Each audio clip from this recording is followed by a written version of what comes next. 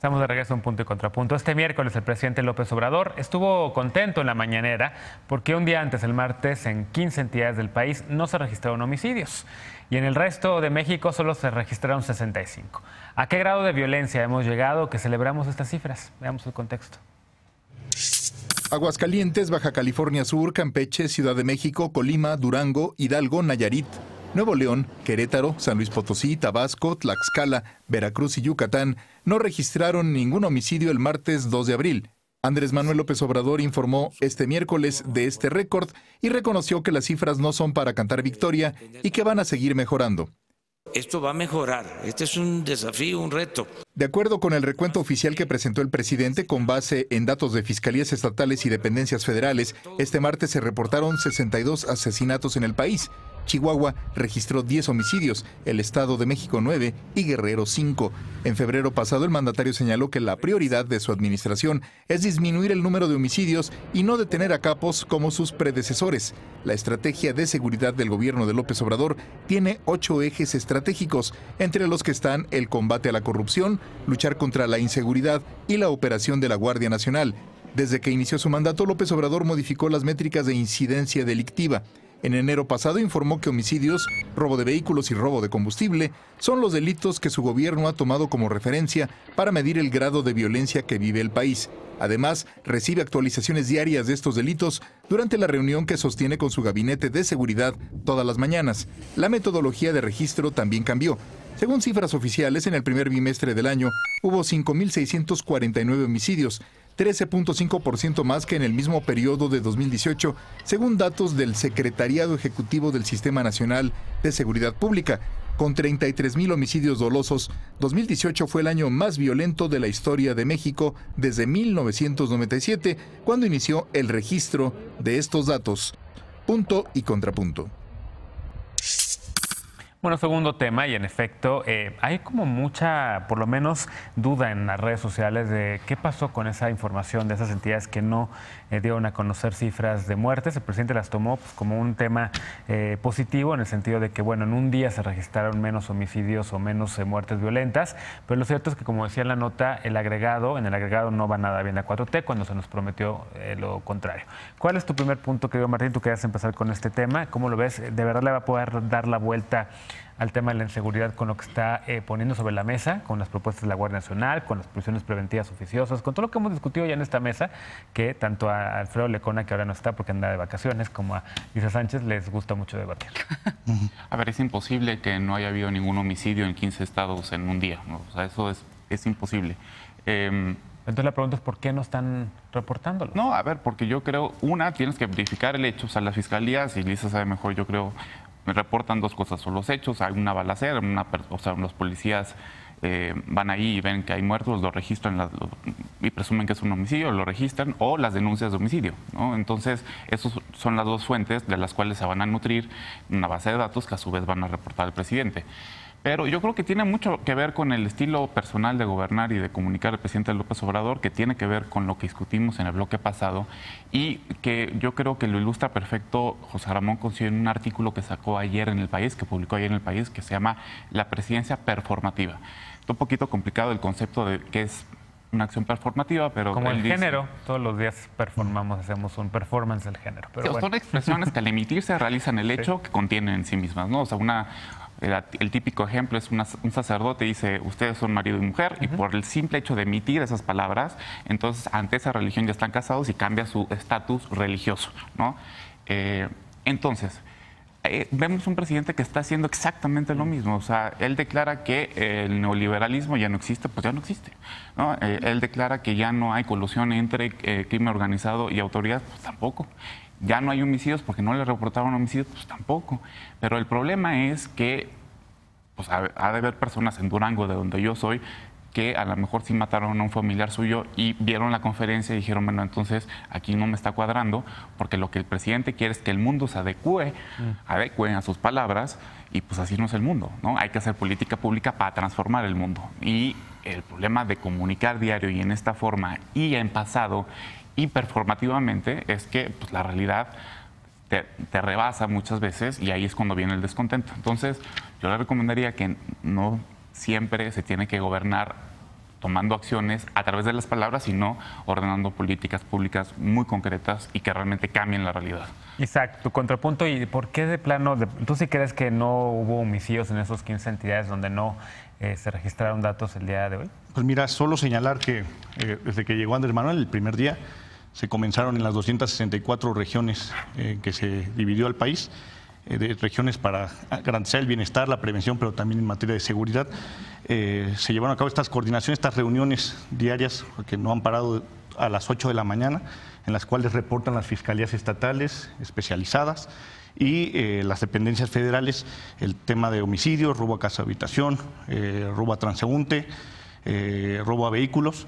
Entonces, digamos, el presidente no parte como de la nada o de una interpretación propia, sino que están las cifras donde sí se muestra una tendencia que, digo, no es suficiente, como lo dice, no es para cantar victoria, pero realmente ha funcionado esta parte de novedades único que se está generando en las 24 horas, donde se coordinan los distintos niveles de gobierno.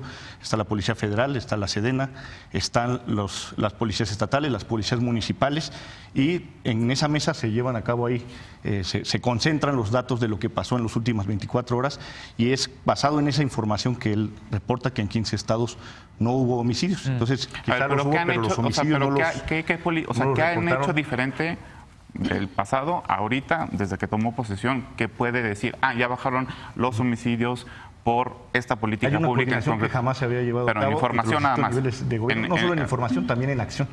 Los operativos que se llevan a cabo de manera conjunta entre el Ejército, la Policía Estatal, en los casos de que hay Policía Federal o que hay Marina, se llevan a cabo operativos de manera conjunta, no de manera diaria, que se estuvieran emprendiendo acciones en tiempo real sobre la situación que se vivía en las últimas 24 horas en determinada región.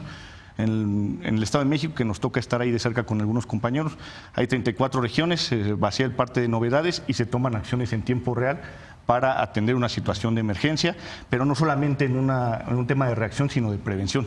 Hay un acercamiento que también está permitiendo que se retome la confianza con la ciudadanía y que también pues se está, por ejemplo, de parte de la Sedena. O sea, tienen formación militar, o sea, como de repente ya aprendieron. Esto lo lleva a cabo, la coordinación de las mesas la lleva a cabo la Sedena.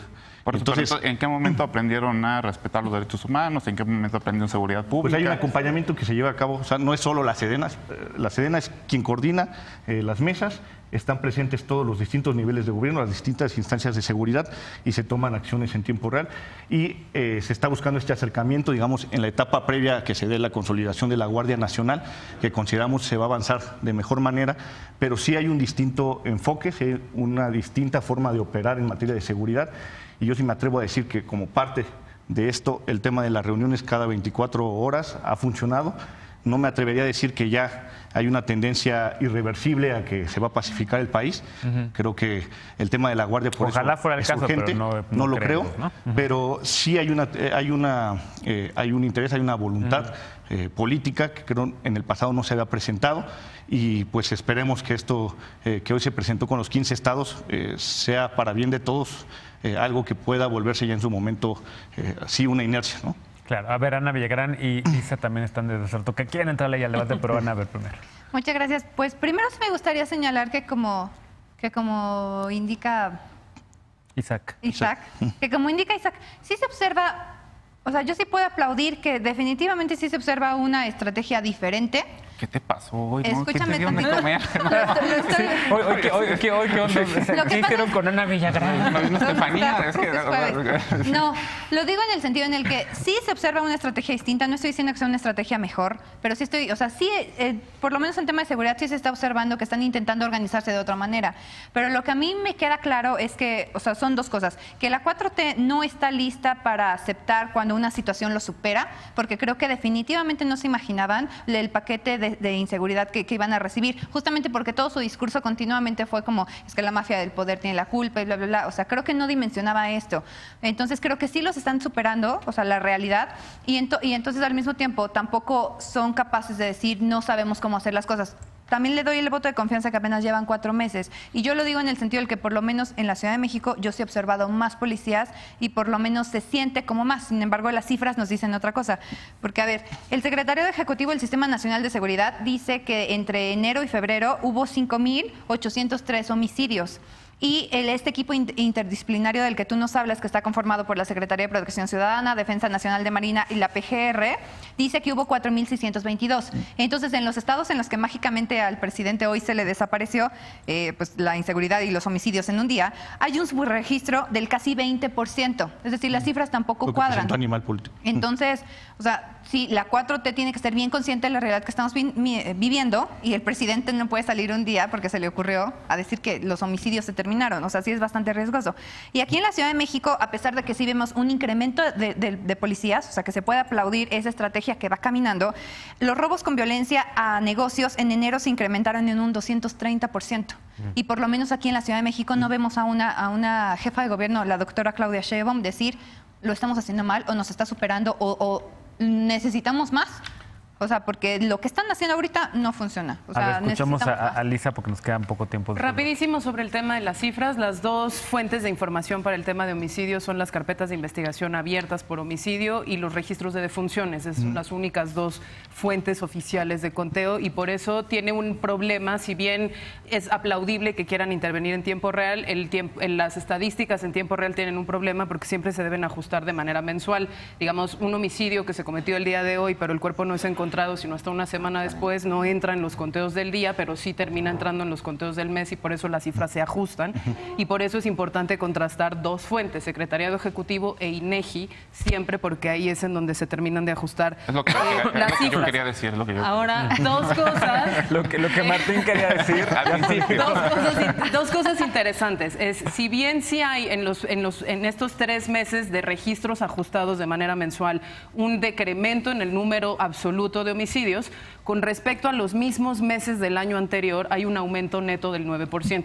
Entonces no podemos decir con la cifra de un día que en realidad estamos viviendo una tendencia positiva, porque hasta el momento las cifras nos acompañan, pero en términos netos seguimos estando peor que el año pasado.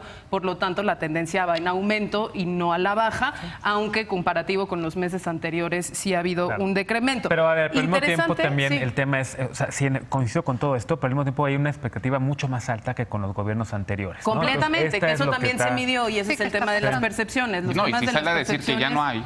Mayoritariamente la gente piensa que con este gobierno se va a solucionar de mejor manera el tema de seguridad. Yo solo quería darles un dato, porque creo que lo interesante aquí es que el fenómeno delictivo es cambiante, y es cambiante de manera muy rápida. Las 10 ciudades más violentas del 2018 teníamos Tijuana, Acapulco, Victoria, Juárez, Irapuato, Cancún, Uruapan, Obregón y Coatzacoalcos, mientras que en estos 3 meses, para los que tenemos cifras ajustadas de diciembre a febrero, el fenómeno ya cambió radicalmente, y entonces tenemos Manzanillo, Salamanca, Tijuana, Tecomán, Valle de Santiago, Solidaridad, otras ciudades que no aparecían. Es decir, la dinámica delictiva sí se mueve demasiado rápido, y en términos de percepción de inseguridad, por ejemplo, no aparecen ninguna de las ciudades que les acabo de mencionar. La reina de la percepción de inseguridad es Ecatepec. Entonces, para tener un panorama del tema delictivo, siempre hay que mirar tendencias, hay que mirar números absolutos y porcentajes, y sobre todo la distribución geográfica del fenómeno, porque desgraciadamente eso es lo que nos termina complicando muchas veces el abordaje. La delincuencia tiene inteligencia, y con esa inteligencia se mueve. ¿Quiere rematar con un último contrapunto? No, yo solo diría que sin duda hay una